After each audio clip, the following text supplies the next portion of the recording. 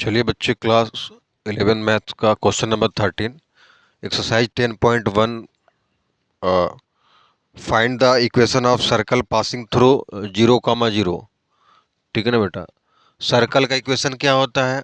x minus H का square plus Y minus K का square equal to R square, है ना। मान लो इसको x मान लो या x को y मान लो, तो 0 माइनस एच का स्क्वायर प्लस 0 माइनस के का square equal to R square, H square plus K square equal to R square. Equation 1 मान लेंगे। ठीक है ना। अब देखिए पॉइंट दूसरा क्या दे रखा है, ए एंड बी लिखा है ना, and making intercept A and be on the coordinate axis जो है। तो एक को ए कॉमा 0 ले लेते हैं, ठीक है ना, और सर्कल वाले फार्मूले में पुट कर लेंगे। ठीक है। इसको इक्वेशन 1 मान लो और इसको 2 मान लो जो है। ठीक है।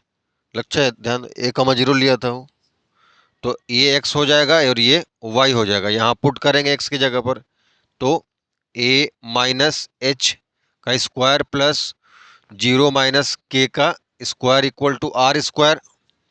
तो a माइनस बी का whole square, A square plus H square minus 2ah, और ये प्लस के स्क्वायर हो जाएगा equal to R square.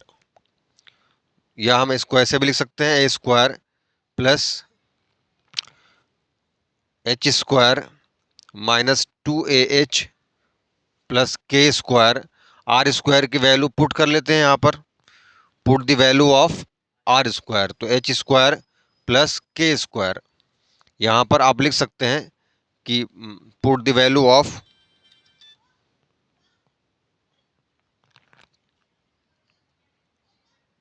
R square. ठीक है ना।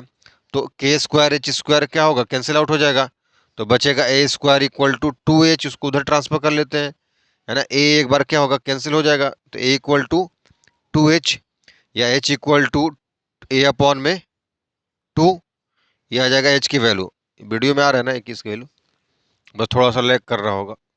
चलिए उसके बाद जो है अब निकाल लेते हैं।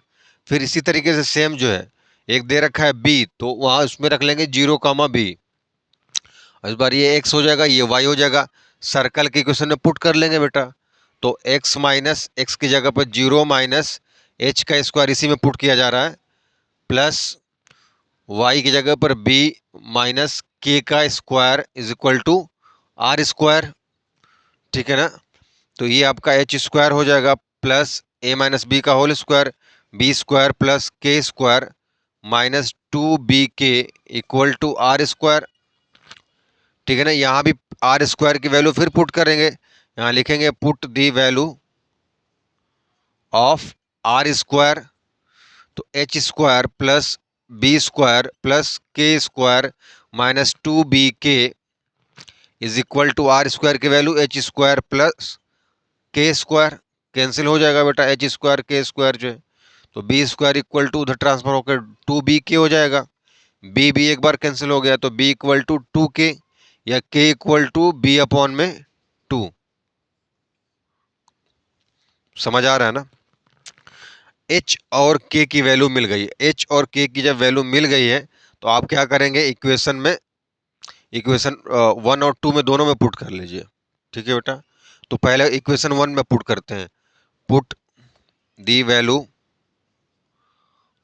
Of put the value h and k in equation, कौन सी इक्वेशन में, फर्स्ट वाले में। तो x माइनस एच की जगह पर a अपॉन में 2 का स्क्वायर प्लस y माइनस के की जगह पर b अपॉन में 2 का square is equal to R square जो है। आर स्क्वायर की जगह पर यहाँ हम पुट कर सकते हैं, जब एच के की वैल्यू पुट कर लेंगे, वैसे कैंसिल आउट हो जाएगा। चलो पहले इसको सॉल्व कर लेते हैं। तो a माइनस बी का whole square X square plus A square upon में 2 जब 4 हो जाएगा, माइनस 2 इंटू, है ना, a अपॉन में 2 इंटू एक्स हो जाएगा, plus Y square plus B square upon में 4 माइनस 2 इंटू बी अपॉन में 4 into Y equal to R square. R square की वैल्यू ना हो तो पुट कर लो यहाँ पर। देखो मैं यहाँ लिखता हूँ कि एच एक्स और एच और के की वैल्यू इक्वेशन 2 में पुट कर लेंगे। एच और के की वैल्यू पुट इन इक्वेशन 2। तो एच की वैल्यू क्या थी, तो ये हो जाएगा ए स्क्वायर अपॉन में 4 हो जाएगा प्लस बी स्क्वायर अपॉन में 4 हो जाएगा इक्वल टू आर स्क्वायर। तो यहाँ आर स्क्वायर की जगह पर ये इसको रख लेते हैं। तो क्या हो जाएगा, ये ए स्क्वायर अपॉन में 4 प्लस बी स्क्वायर अपॉन में 4, ये कैंसिल हो जाएगा बेटा। A square upon 4 B square upon 4 जो बचेगा क्या आपका, ध्यान दीजिए, एक्स स्क्वायर, देखो ये 2 से कैंसिल आउट हो जाएगा, प्लस वाई स्क्वायर एक साथ लिख लेते हैं, X square plus Y square minus A X बचेगा और माइनस बी वाई, है ना, इज इक्वल टू 0। तो यही आंसर होगा, है ना। हाँ यही आंसर होगा, नोट कर लो बेटा, इंपॉर्टेंट क्वेश्चन है जो है।